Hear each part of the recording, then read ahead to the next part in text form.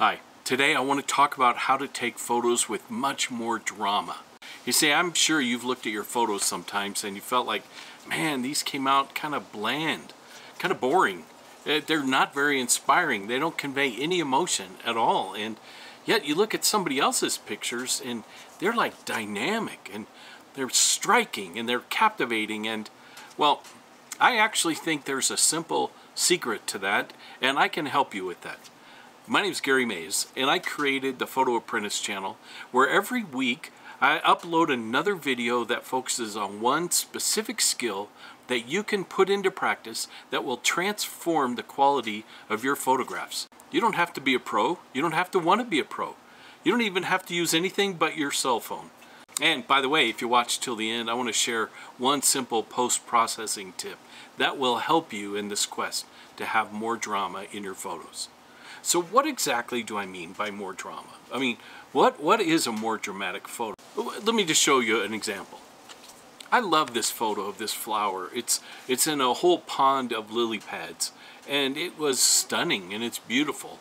But the darks and the lights, and we'll look more closely at it. So how do you do this? Well, I think it's fairly simple. As you frame your shot, you want to look at your main subject and look to see if there's a way that the sunlight might be shining on your main subject in a way that casts shadow on what's not your main subject. See, high levels of contrast are really interesting to the human eye. We like them, but more than that, they create a mood, they create a statement, they engage emotion. Sometimes they create a sense of peace. Sometimes it's bold and dramatic. So the key to doing this is rather simple. You want to think about blacks and whites, darks and lights.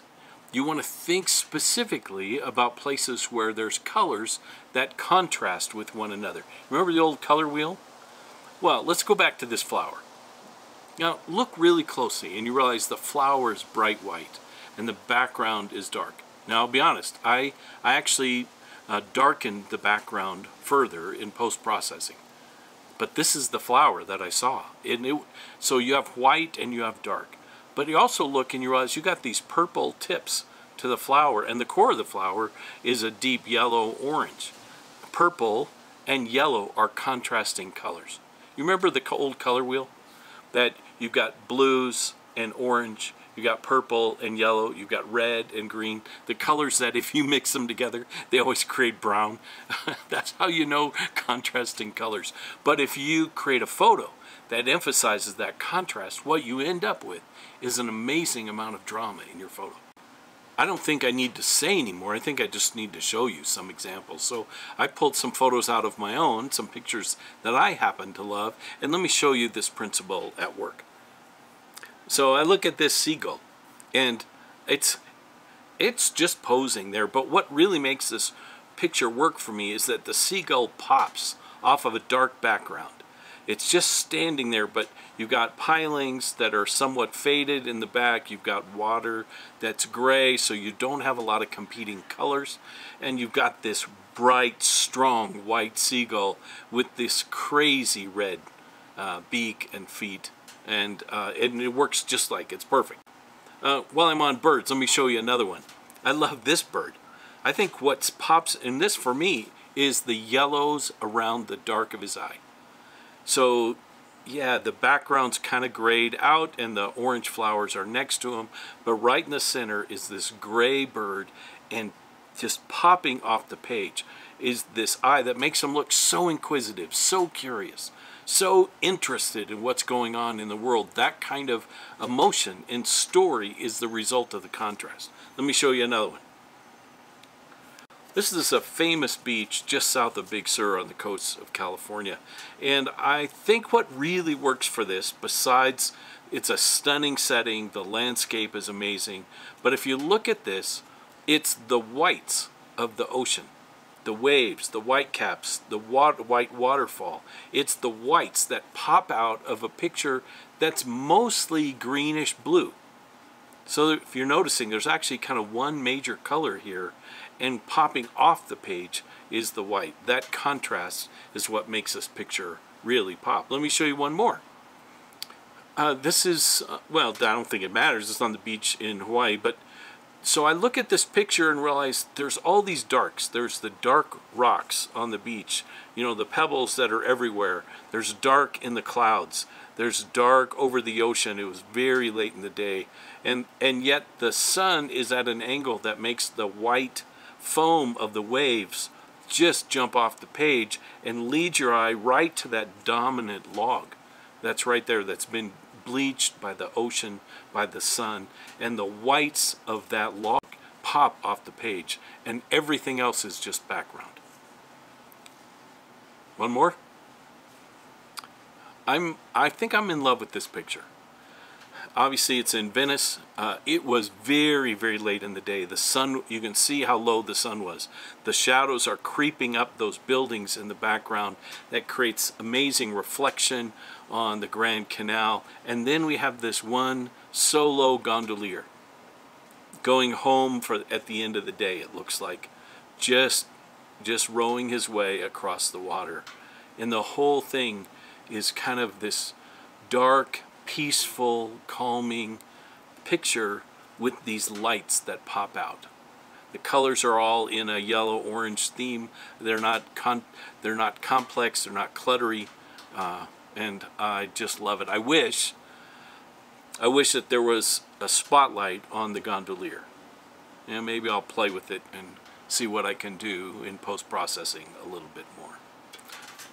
Okay, so does that all make sense? This is a really simple concept. The way to create more drama in your photos is to look for pictures that are inherently framed around more contrast. So here's an assignment for you. In all my videos, I want to give you an assignment. So here's your assignment for this week. I'd like you to create a handful of still lifes. I'd like you to experiment with some still lifes. Get them in a place where the background is not going to clutter the image.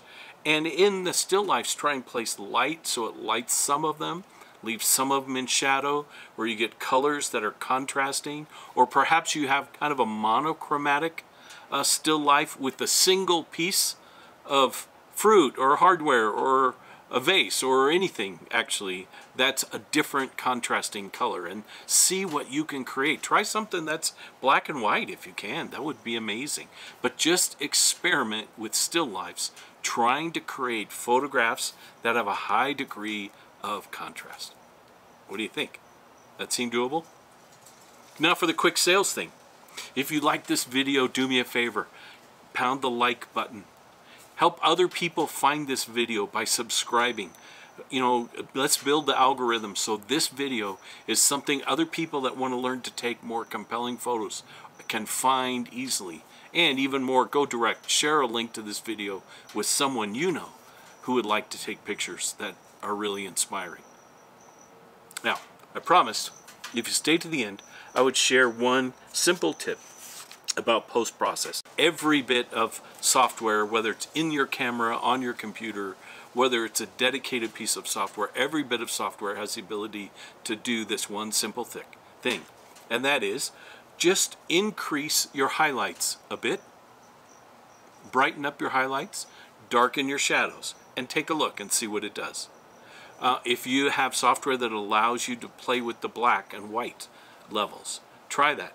Try raising your white levels a bit, try lowering your black levels a bit. So you actually take the things that are dark, make them a little darker, the things that are light, make them a little lighter, and enhance the contrast. And by the way, you want to be careful, because you can really quickly overdo it, and the next thing you know is you have a picture that looks fake.